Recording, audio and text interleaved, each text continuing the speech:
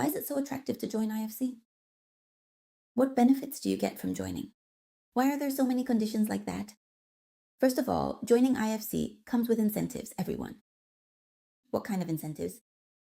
Regarding corporate income tax, within the IFC, it will be reduced to 10% for 30 years for the first sector, with the possibility of a 4-year exemption and a 50% reduction for the next 9 years. Meanwhile, outside the IFC, corporate income tax can be as high as 20%, so that's already a 50% reduction, right everyone?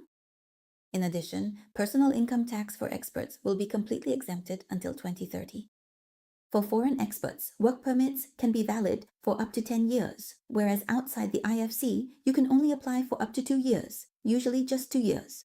In the case of experts, according to the work permit, the maximum is 2 years. This 10-year period corresponds to VC1 investing over 100 billion, which is the current standard, everyone. As for foreign exchange and cash flow, it will be more flexible, whereas outside the IFC, foreign exchange and cash flow are managed very strictly. It is possible to experiment with sandbox models and pilot projects. Outside the IFC, the experimental regulatory framework is not yet clear. Yeah, it's not easy. Regarding language and dispute resolution, English can be used directly. Outside the IFC, it follows the usual litigation procedures.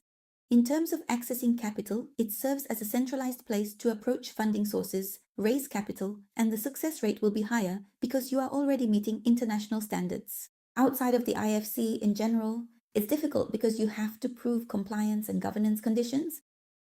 And usually, outside the IFC, it follows the traditional model, making it hard to meet international standards. More importantly, creating an environment is crucial no matter where you are. It's about who surrounds you. In that environment, all businesses that enter will adhere to international standards and good business operation practices for the future. Simply put, it's like living next to neighbors who are civilized and well-mannered.